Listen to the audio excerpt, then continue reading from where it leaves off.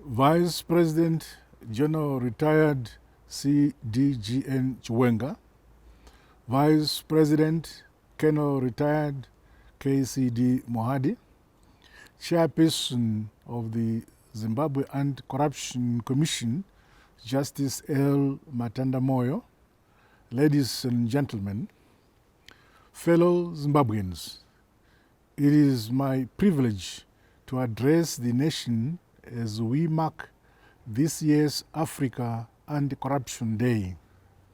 Today, we join other countries on our continent which are signatories to the African Union Convention on Preventing and Combating Corruption.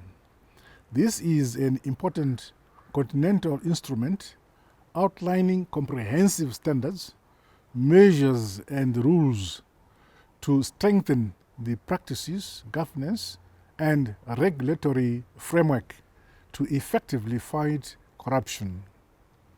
Zimbabwe subscribes to the African Union aspirations for Agenda 2063, in particular Aspiration 3, which speaks of an Africa with good governance, democracy, and respect for human rights, justice, and rule of law.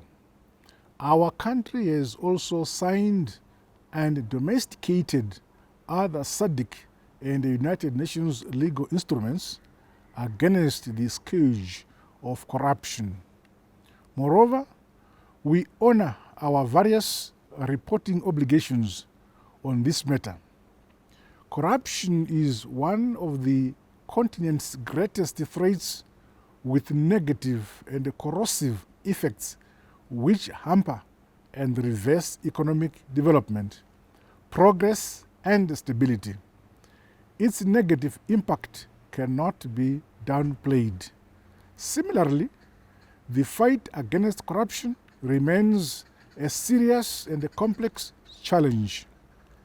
Networks of corruption are becoming more and more sophisticated, permeating all sections of our society. The need to build strong and robust institutions to ensure that all our assets and natural resources benefit the majority rather than line the pockets of a few remains paramount and urgent. At the advent of the Second Republic, and upon my assumption of the office of President, my government prioritized the fight against corruption and declared zero tolerance to this vice. To this end, we continue evaluating progress in fighting corruption and have made several changes to legislation and adopted best practices. Specifically, the Zimbabwe Anti-Corruption Commission was reconstituted and capacitated to better deliver on its mandate as outlined in our national constitution. In addition, we established 1. Special anti-corruption courts, 2. A new special anti-corruption unity within my office, 3. Enacted the Public Entities Corporate Governance Act, and 4. Required cabinet members to declare their assets. The retraining and reorientation of personnel involved in the fight against corruption is ongoing. Enactment of the independent complaints mechanism, as outlined in Section 210 of our national constitution, must be expedited. There is ample evidence of my administration's resolve to crack down on corruption and to improve work practices across the public sector towards enhancing accountability and transparency. To complement these efforts, an active, involved, and empowered citizenry with the appropriate values and practices which are averse to corruption is of paramount importance. Furthermore, I challenge the private sector, civil society, political parties, churches, and other socio-economic groups to cultivate integrity and high ethical standards in the execution of their various functions. Members of the criminal justice system and those in institutions tasked to fight corruption must improve on the investigation into and prosecution of corruption cases. They must be above reproach and must ensure that all cases of corruption within their rank and file are thoroughly investigated, with corrupt officials punished. The culture of long drawn-out prosecutions and the catch and release syndrome must come to an end. The arrest and successful prosecution of corrupt, big and small fish alike must be the new normal. Ladies and gentlemen, as citizens, rest assured and be emboldened by the political will demonstrated by my government in the fight against corruption.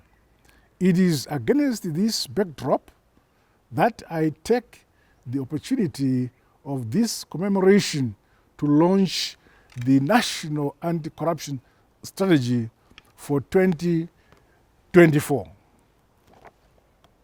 This strategy is a roadmap in the fight against corruption in Zimbabwe as we accelerate our quest to achieve Vision 2030. The implementation of the strategy must be robust and responsive to changes and the new realities that may emerge, and they must build a tradition of integrity, honesty, and hard work.